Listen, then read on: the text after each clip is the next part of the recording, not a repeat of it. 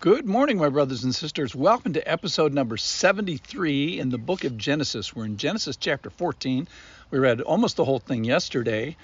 Let me remind you how we finished. We left with a cliffhanger of Abram doing something militarily, which we hadn't actually ever heard of before.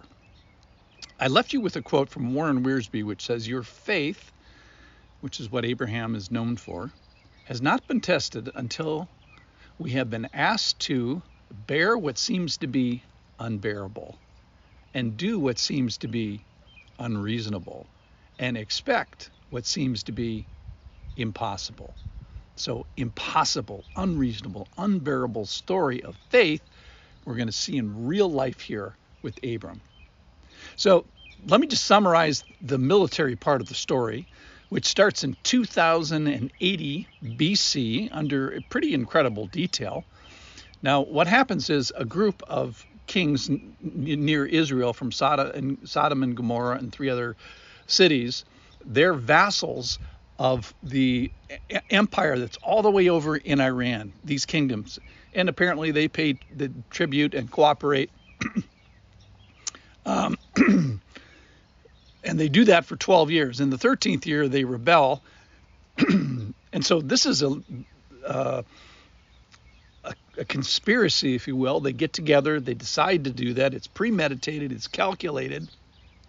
And they kind of turn themselves into some bad guys. And then Syrians were from the what we call Iran today, 2,000 miles away. They finally get wind of it because the news travels slowly, and they decide what they're going to do, which is going to smite them and militarily become victorious over them. So you have these bad guys in the promised land rebelling against the bad guys from far away. They march in, and along the way they pick off like 6 more armies. So then you sort of have 10 or 11 armies against these 5 armies in the Israeli area. So finally, a battle comes. This Assyrian big army marches down the east side of the Jordan River, picking off these various kingdoms. It kind of loops around the Dead Sea, and then it meets up with the 5 armies from the Promised Land. And so they defeat that. Now, along the way, something happens. Is there's this other guy, this knuckle-headed guy, that's his name is Lot. He's been kind of edging towards Sodom and Gomorrah, and he kind of does a bad thing there and keeps associating with them, and he gets captured, and that's where the story starts here today. So this big army with Lot in it as a captive, with all the possessions from this huge area in a 2,000-mile march, are now heading back to Assyria. It's sort of you're on one end of the Fertile Crescent. It's actually on the farthest end of the Fertile Crescent.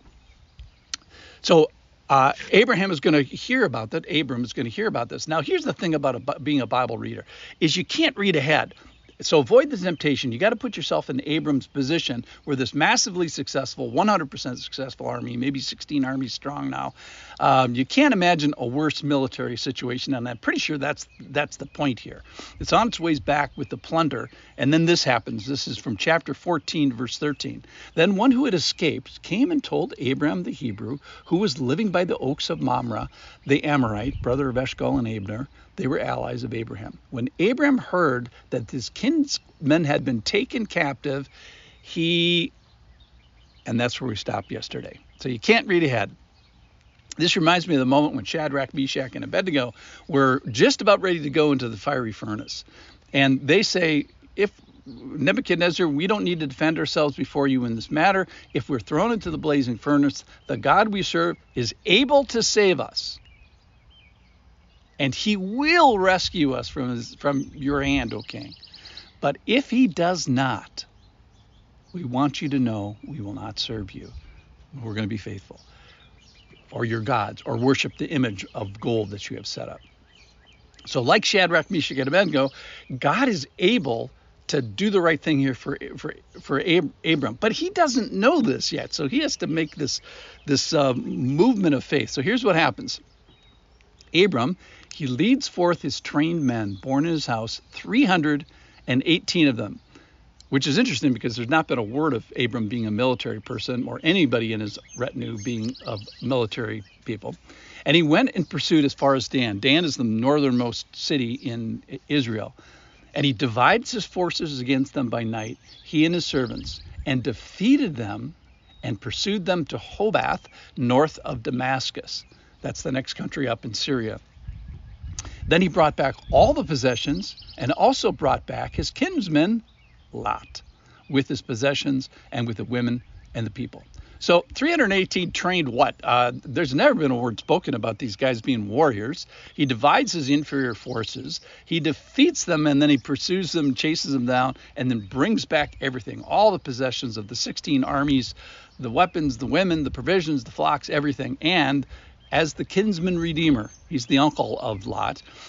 That's a one from among you who comes to save you. And here's this, it's a biblical theme. We're going to see it in the book of Ruth with Boaz. And this is all pointing towards Christ is going to kind of do the same thing. And the point is, even though we're knuckleheads and we don't deserve it, we get rescued. So what we see here today is Abram's unbearable, unreasonable, and impossible efforts of faith.